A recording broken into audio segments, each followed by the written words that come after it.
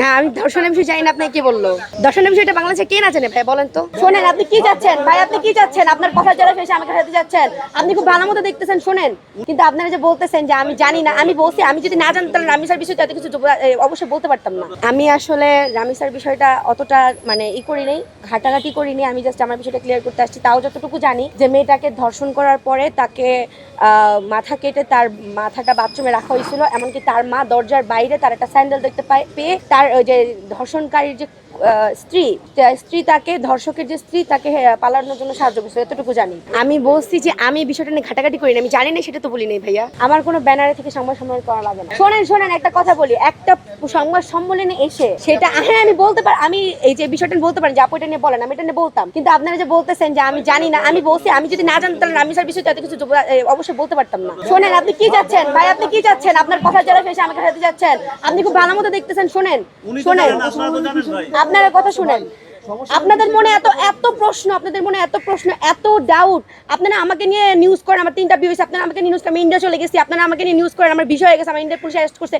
আপনারা যে শোনেন, আপনাদের প্রত্যেকটা শোনেন, আমি বলি আপনাকে একটা শোনেন, এখানে সমসাময়িক বিষয়, আপনি একজন মিডিয়া হিসেবে, মিডিয়ার পার্সন হিসেবে আপনার দেখা উচিত এখানে সমসাময়িক বিষয়টা উল্লেখ করা আছে, আর আমার বিষয়টা সমসাময়িক বিষয়েরই একটা অংশ। না আমি ধর্ষণের বিষয় জানি না, আপনি কি বললো ধর্ষণের বিষয়টা বাংলাদেশে কে না জানে ভাই বলেন তো। আপনারা কি এখানে আসছেন কি মানে কোথায় চলে, আচ্ছা শোনেন আমি আমার মতো পড়ে বলে চলে যাচ্ছি, মানে উনি চাচ্ছে এই মিডিয়াগুলোর এই সমস্যা, এখানে কিছু কিছু মিডিয়া আছে যারা হচ্ছে ভিউ কামানোর জন্য সুন্দর মতো বলবে যে কথার জালে ফেসে গেলেন জুলাই জুতা তাহারিমা। যাই হোক আমি আমার বিষয়টা ক্লিয়ার করে দেই, সেটা হচ্ছে আমরা দেখছি যে আমাদের যখন অন্তর্বর্তীকালীন সরকার ছিল তখনও আসিয়া থেকে শুরু করে আজকে রামিসা অবধি, আমি আগেও বলছি যে এই দেশে কে সুরক্ষিত, না শিশু, না নারী, না ব্যবসায়ী, না পুরুষ, না মহিলা, কেউই না, এই দেশে কেউ সুরক্ষিত না। আমি সবার আগে বলছিলাম যে আমি যখন প্রথম এই সরকার যখন আসছিল তার পরের দিন আমরা যখন প্রেসিডেন্ট করছিলাম তখনই বলছিলাম নতুন সরকার গঠনের পরে যে আমরা সবার আগে নিরাপত্তা চাই, যাতে আমরা আরেকটা দেশের সাথে কথা বলে আমরা বলতে পারি যে না আমরা আমাদের দেশে নিরাপদ। তো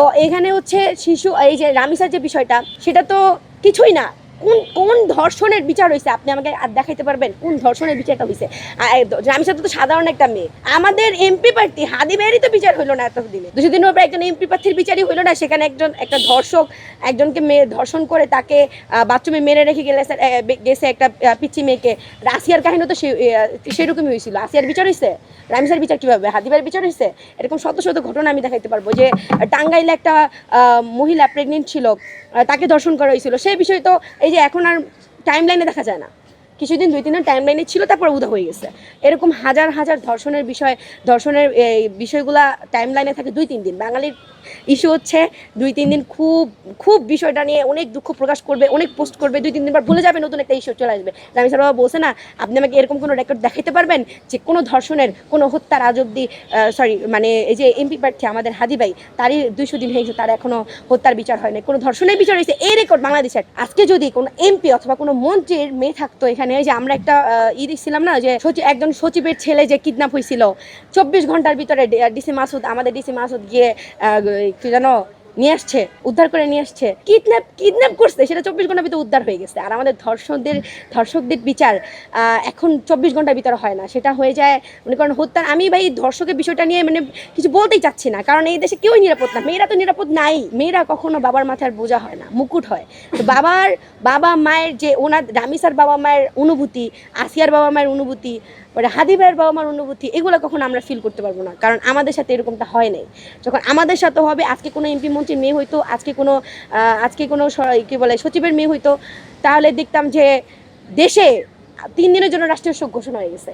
দেশে কত কিছু যে হয়ে যাচ্ছে শুধুমাত্র এই ধর্ষণের জন্য, খুনের জন্য, হত্যার জন্য।